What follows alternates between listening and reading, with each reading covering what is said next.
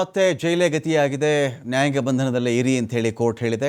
ನ್ಯಾಯಾಂಗ ಬಂಧನವನ್ನು ಈ ಮೂಲಕ ಕೋರ್ಟ್ ವಿಸ್ತರಿಸಿದೆ. ಜುಲೈ 18ರವರೆಗೂ ಕೂಡ ಪರಪ್ಪನ ಅಗ್ರಹಾರದಲ್ಲೇ ದರ್ಶನ್ ಮತ್ತು ಗ್ಯಾಂಗ್ ಇರಬೇಕು. ಇನ್ನೊಂದು ಕಡೆ ಒಂದು 4 ಜನ ಇತರೆ ಆರೋಪಿಗಳು ತುಮಕೂರು ಜೈಲಲ್ಲಿ ಕೂಡ ಇದ್ದಾರೆ. ಅವರು ತುಮಕೂರು ಜೈಲಲ್ಲಿ, ಇವರು ಪರಪ್ಪನ ಅಗ್ರಹಾರದಲ್ಲಿ ಇರಬೇಕಾಗತ್ತೆ. ಇವತ್ತು ಇವರು ಯಾರನ್ನೂ ಕೂಡ ಕೋರ್ಟ್ಗೆ ಕರ್ಕೊಂಡು ಬಂದು ನಿಲ್ಲಿಸಿರಲಿಲ್ಲ. ಈ ರೇಣುಕಾಸ್ವಾಮಿ ಕೊಲೆ ಆರೋಪಿಗಳನ್ನು ದರ್ಶನ್ ಸಹಿತವಾಗಿ ಯಾರನ್ನೂ ಕೋರ್ಟಲ್ಲಿ ಕರ್ಕೊಂಡು ಬಂದು ನಿಲ್ಲಿಸಿರಲಿಲ್ಲ. ಪರಪ್ಪನ ಅಗ್ರಹಾರಕ್ಕೆ ಹೋಗು, ಅವರನ್ನು ವ್ಯಾನಲ್ಲಿ ತುಂಬಕೋ, ಇಲ್ಲಿ ಬಂದು ಇಳಿಸು, ಇಲ್ಲಿ ಬಂದು ಅವ್ರಿಗೆ ನ್ಯಾಯಾಧೀಶರ ಮುಂದೆ ಹಾಜರುಪಡಿಸೋ ಅದು ಮಾಡಲಿಲ್ಲ. ವಿಡಿಯೋ ಕಾನ್ಫರೆನ್ಸ್ ಮಾಡಿದ್ರು. ಯಾರ್ಯಾರು ಎಲ್ಲೆಲ್ಲಿ ಜೈಲಲ್ಲಿ ಇದ್ದಾರೋ ನೋಡಿ, ನ್ಯಾಯಾಧೀಶರು ಕೂತ್ಕೊಂಡು ವಿಡಿಯೋ ಕಾನ್ಫರೆನ್ಸ್ ಮಾಡ್ತಾರೆ. ವಿಡಿಯೋ ಕಾನ್ಫರೆನ್ಸ್ ಮಾಡಿ ಅಲ್ಲಿ ಆರೋಪಿಗಳ ವಿಚಾರಕ್ಕೆ ಸಂಬಂಧಪಟ್ಟಂತೆ ಮಾಹಿತಿಗಳನ್ನು ಕಲೆ ಹಾಕಿ ಆ ಮೂಲಕ ಅವರು ಅಲ್ಲಿ ನ್ಯಾಯಾಂಗ ಬಂಧನವನ್ನು ವಿಸ್ತರಿಸ್ತಾರೆ. ಆರ್ಥಿಕ ಅಪರಾಧಗಳ ನ್ಯಾಯಾಲಯದಿಂದ ಈ ಆದೇಶ ಹೊರಬಿದ್ದಿದೆ. ಜೈಲೇ ಗತಿಯಾಗಿಬಿಡ್ತಾ ಇವರಿಗೆ ಇನ್ನೂ 2.5 ತಿಂಗಳ ಕಾಲ. ಕಾರಣ ಇದೊಂದು ಹೀನಿಯಸ್ ಕ್ರೈಮ್ ಅಂತ ಕರೀತಾರೆ.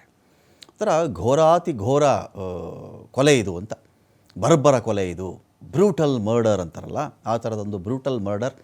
ಇಲ್ಲಿ ಅಪರಾಧದ ರೀತಿಯನ್ನು ಕೂಡ ಅನೇಕ ಬಾರಿ ನ್ಯಾಯಾಲಯಗಳು ಕನ್ಸಿಡರ್ ಮಾಡ್ತವೆ. ನಾನು ಸತ್ತು ಹೋಗ್ಬಿಟ್ರೆ ಸಾಕಪ್ಪ ಇದಕ್ಕಿಂತ ಅಂತ ಅನ್ನಿಸೋವರೆಗೂ ಒಬ್ಬ ವ್ಯಕ್ತಿಗೆ ಟಾರ್ಚರ್ ಕೊಟ್ಟಿರೋದು ನ್ಯಾಯಾಲಯದ ಗಮನಕ್ಕೆ ಬಂದಾಗ ಅವರು ತೆಗೆದುಕೊಳ್ಳುವ ತೀರ್ಮಾನ ಕೂಡ ಕಠೋರವಾಗಿಯೇ ಇರುತ್ತೆ. ಗುಂಡು ಹೊಡೆದು ಸಾಯಿಸೋದು, ಯಾರೋ ಮಚ್ಚಲು ಕತ್ತರಿಸ್ತಾರೆ, ಕಲ್ಲೆತ್ತಾಕ್ಬಿಡ್ತಾರೆ, ಆ ಕ್ಷಣಕ್ಕೇನೋ ಒಂದಷ್ಟು ಕೋಪ ಬಂದಿರುತ್ತೆ, ಆವೇಶ ಜಾಸ್ತಿ ಆಗಿರುತ್ತೆ. ಆ ಟೈಮಲ್ಲಿ ಒಂದೇನೋ ಮರ್ಡರ್ ನಡೆದು ಹೋಗ್ಬಿಡುತ್ತೆ. 5 ನಿಮಿಷ 10 ನಿಮಿಷ ಜೀವ ಬಿಟ್ಬಿಡ್ತಾನೆ ಒಬ್ಬ ವ್ಯಕ್ತಿ, ಇನ್ನೊಬ್ಬ ಸಾಯಿಸಿರ್ತಾನೆ. ಇದು ಯೂಶ್ವಲಾಗಿ ನಾವು ಕೇಳಿರೋದು. ಆದರೆ ಈ ಕೇಸು ಸ್ವಲ್ಪ ಡಿಫ್ರೆಂಟು, ಸ್ವಲ್ಪ ಅಲ್ಲ ಜಾಸ್ತಿನೇ ಡಿಫ್ರೆಂಟ್ ಇದು. ಕಾರಣ ಥರ ಎಂಟೈರ್ ನೈಟು ಟಾರ್ಚರ್ ಕೊಟ್ಟು ಸಾಯಿಸಿದ್ದಾರ.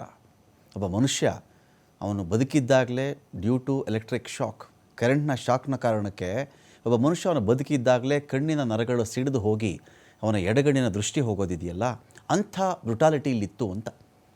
ಇನ್ನೂ ದೇಹದ ಬೇರೆ ಬೇರೆ ಅಂಗಾಂಗಗಳಿಗೂ ಕೂಡ ತೊಂದರೆ ಕೊಟ್ಟಿರುವ ಅಲ್ಲಿ ಮಾರ್ಕ್ಗಳಿವೆ, ರಿಪೋರ್ಟ್ ಕೂಡ ಬಂದಿದೆ. ಸೊ ಇವೆಲ್ಲವನ್ನು ಪರಿಗಣಿಸಿದಾಗ ಏನಾಗುತ್ತೆ, ಅಷ್ಟೊಂದು ಈಸಿಯಾಗಿ ಬೇರೆ ಮರ್ಡ್ರಿಗೂ ಅಷ್ಟು ಈಸಿಯಾಗಿ ಬೇಲ್ ಸಿಗಲ್ಲ, ಅದು ಬೇರೆ ವಿಚಾರ. ಅಂಥದ್ರಲ್ಲಿ ಬ್ರೂಟಲ್ ಮರ್ಡರ್ ಆದಾಗ, ಬರ್ಬರ ಹತ್ಯೆಗಳಾದಾಗ ಅದರಲ್ಲಿ ಬೇಲ್ ಸಿಗುವಂಥ ಸಾಧ್ಯತೆಗಳು ಬಹಳ ಕಡಿಮೆ. ಚಾರ್ಜ್ ಶೀಟ್ ಎಲ್ಲಿವರೆಗೂ ಆಗಲ್ವೋ ಅಲ್ಲಿವರೆಗೂ ದರ್ಶನ್ ಮತ್ತು ಗ್ಯಾಂಗ್ಗೆ ಜೈಲೇ ಗತಿಯಾಗುತ್ತೆ. ಈ ಚಾರ್ಜ್ ಶೀಟ್ ಮಾಡಬೇಕಾದ್ರೂ ಅಷ್ಟೇ, ಎಷ್ಟೇ ಸಾಕ್ಷ್ಯಗಳನ್ನು ಕಲೆ ಹಾಕಿ ಕೂತರೂ ಕೂಡ ಆ ಒಂದು ಪೇಪರಲ್ಲಿ ಪ್ರತಿಯೊಂದು ಅಕ್ಷರ ಬರೀಬೇಕಾದರೂ ಕೂಡ ಅದನ್ನು ತೂಕಕ್ಕೆ ಹಾಕಿ ಬರೀಬೇಕು. ಒಂದೊಂದು ಅಕ್ಷರ ಕೂಡ ತೂಕಕ್ಕೆ ಹಾಕಬೇಕು, ಬರೀಬೇಕು. ಕಾರಣ ಸಾಕ್ಷ್ಯಗಳಿಗೆ, ಇವರು ಬರಿತಾ ಇರತಕ್ಕಂಥ ಆರೋಪಗಳಿಗೆ, ಹೇಳಿಕೆಗಳಿಗೆ, ಸಾಕ್ಷ್ಯಾಧಾರಗಳಿಗೆ, ಸಂಗ್ರಹಿಸಿರುವಂಥ ಮಾಹಿತಿಗೆ ಎಲ್ಲವಕ್ಕೂ ತಾಳೆ ಆಗಬೇಕು. ಒಂದು ಹೆಚ್ಚು ಒಂದು ಕಡಿಮೆ ಆದರೆ ತಕಡಿ ಸರಿಯಾಗಿ ತೂಗಬೇಕು.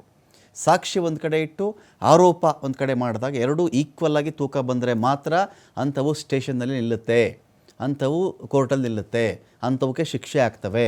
ಇಲ್ಲದೇ ಇದ್ದರೆ, ಈಗಲೇ ಒಂದು ಆರೋಪ ಇದೆ ಪೊಲೀಸರ ಮೇಲೆ, ಏನು ಅಂತ ಹೇಳಿದ್ರೆ ಮರ್ಡರ್ ಕೇಸ್ಗಳಲ್ಲಿ ಇವರ ಕನ್ವಿಕ್ಷನ್ಸ್ ರೇಟ್ ಬಹಳ ಲೋ ಅಂತ. ಅಂದರೆ ಯಾವುದೋ ಕಳ್ತನ, ಯಾವುದೋ ಒಡವೆ ರಿಕವರಿ ಮಾಡೋದು, ವಾಹನ ರಿಕವರಿ ಮಾಡೋದು, ಸೈಬರ್ ಅಪರಾಧಗಳು, ಅದರಲ್ಲಿ ಎಷ್ಟೋ ರಿಕವರಿ ಮಾಡಿದ್ವಿ, ಇದೊಂದು ಭಾಗ.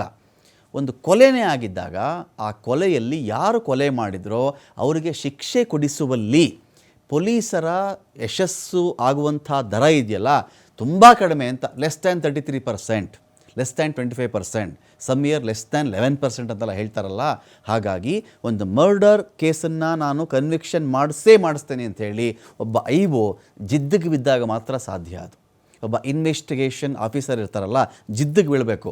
ನಾನು ಇವ್ರಿಗೆ ಜೀವಾವಧಿ ಶಿಕ್ಷೆ ಕೊಡಿಸ್ತೀನಿ, ನಾನು ಇವ್ರ ಕೊರಳಿಗೆ ಹಗ್ಗ ಸುತ್ತಿಸ್ತೀನಿ, ಆ ಕನ್ವಿಕ್ಷನ್ ಇರಬೇಕು ಒಬ್ಬ ವ್ಯಕ್ತಿಗೆ. ಸುಮ್ಮನೆ ಯಾರಿಗೋ ತಂದು ಶಿಕ್ಷೆ ಕೊಡಿಸ್ತೀನಿ ಅನ್ನೋದಲ್ಲ. ಇವರೇ ಮಾಡಿದ್ದಾರೆ ಇದನ್ನು, ಹಿಂಗೆ ನಡೆದಿದೆ, ಇಂತಿಂಥ ಸಾಕ್ಷಿ ಇದೆ ಅಂಥೇಳಿ ಆ ವ್ಯಕ್ತಿ ಆ ಬದ್ಧತೆಯೊಂದಿಗೆ ಆ ಜಿದ್ದಿಗೆ ಬಿದ್ದು ಕೂತ್ಕೋಬೇಕು. ಇವರು ನಾನು ಬಿಳಿ ಬಟ್ಟೆ ಹಾಕಿಸಿ, ಇವ್ರ ಮುಖಕ್ಕೆ ಕಪ್ಪು ಬಟ್ಟೆ ಸುತ್ತಿಸಿ, ಕೊರಳಿಗೆ ನಾನು ಹಗ್ಗ ಸುತ್ತಿಸ್ತೀನಿ, ಆ ವ್ಯಕ್ತಿಯ ಕಮಿಟ್ಮೆಂಟ್ ಅದು. ನಾನು ಅಂಥ ತನಿಖೆ ಮಾಡ್ತಾಯಿದ್ದೀನಿ, ನನ್ನ ತನಿಖೆ ಮಿಸ್ ಆಗುವಂಥ ಚಾನ್ಸೇ ಇಲ್ಲ. ನಾನು ಪೆನ್ ಹಿಡಿದು ಬರೆಯೋಕ್ಕೆ ಕೂತರೆ ಯಾವ ಸೆಕ್ಷನ್ನಲ್ಲಿ ಏನಾಗಿದೆ, ಎಂತೆಂಥ ಅಪರಾಧಗಳನ್ನು ಇವ್ರು ಮಾಡಿದ್ದಾರೆ, ಇರ್ತಕ್ಕಂಥ ಸಾಕ್ಷ್ಯಗಳೇನು, ಡಿಜಿಟಲ್ ಎವಿಡೆನ್ಸ್ಗಳೇನು, CCTV ಫುಟೇಜ್ ಏನು ಹೇಳುತ್ತೆ, ಮೊಬೈಲ್ ಕರೆಗಳು, ಅಲ್ಲಿದ್ದಂಥ ವ್ಯಕ್ತಿ, DNA, ವಿಡಿಯೋ ಸಾಕ್ಷ್ಯಗಳು, ಆನಂತರದಲ್ಲಿ ಫೋರೆನ್ಸಿಕ್ ಎಕ್ಸ್ಪರ್ಟ್ಗಳ ಒಂದು ಇದು, ಅಥವಾ ಇನ್ನೊಂದು ಕಡೆ ಅಟಾಪ್ಸಿ ರಿಪೋರ್ಟ್ ಅಥವಾ ಪೋಸ್ಟ್ ಮಾರ್ಟಮ್ ರಿಪೋರ್ಟ್, ಇವೆಲ್ಲವನ್ನು ಮ್ಯಾಚ್ ಮಾಡಿ ಕೂತು ಸೂಕ್ತ ಸಾಕ್ಷ್ಯಾಧಾರಗಳನ್ನಿಟ್ಟು ಜಡ್ಜ್ ಮುಂದೆ ಅದನ್ನು ಇಟ್ಟಾಗ ಜಡ್ಜ್ ಕೂಡ ಕನ್ವಿನ್ಸ್ ಆಗಿಬಿಡಬೇಕು. ಕನ್ವಿನ್ಸ್ ಆದರು ಅಂದರೆ ಕನ್ವಿಕ್ಷನ್ ಗ್ಯಾರಂಟಿ ಅಂತ. ಇವರಿಗೆ ಶಿಕ್ಷೆ ಗ್ಯಾರಂಟಿ ಅಂತ. ಜೀವಾವಧಿ ಕೊಡ್ತಾರೋ, ಮರಣದಂಡನೆ ಕೊಡ್ತಾರೋ, 10 ವರ್ಷ ಜೈಲು ಅಂತಾರೋ, ಅದು ಜಡ್ಜಿಗೆ ಬಿಟ್ಟಂಥ ವಿಚಾರ. ಆದರೆ ಆ ಒಂದು ವೆಯ್ಟೇಜ್ ಇರಬೇಕು ಐಒಗೆ, ಇನ್ವೆಸ್ಟಿಗೇಷನ್ ಆಫೀಸರ್ಗೆ.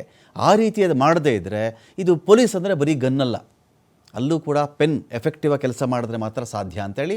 ಆದರೆ ಇಲ್ಲಿ ಸದ್ಯಕ್ಕೆ ಈ 3 ತಿಂಗಳು ತೊಗೊಳ್ತಾರೆ ಇವರು.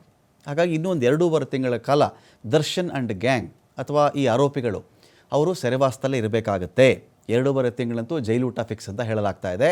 ಕೊಲೆ ಪ್ರಕರಣ ಆಗಿರೋದ್ರಿಂದ ಈ ಸದ್ಯಕ್ಕೆ ಈಗೇನೋ ಒಂದು ವಾರದಲ್ಲಿ ಸಿಕ್ಕಿಬಿಡುತ್ತೆ, ನೆಕ್ಸ್ಟ್ ಹಿಯರಿಂಗಲ್ಲಿ ಸಿಕ್ಕಿಬಿಡುತ್ತೆ, ಇಲ್ಲ. ಫಸ್ಟ್ ಆಫ್ ಆಲ್ ಅವ್ರು ಅಪ್ಲೈ ಮಾಡೋದೇ ಕಡಿಮೆ, ಅಪ್ಲೈ ಮಾಡಲ್ಲ ಯೂಶ್ವಲಿ.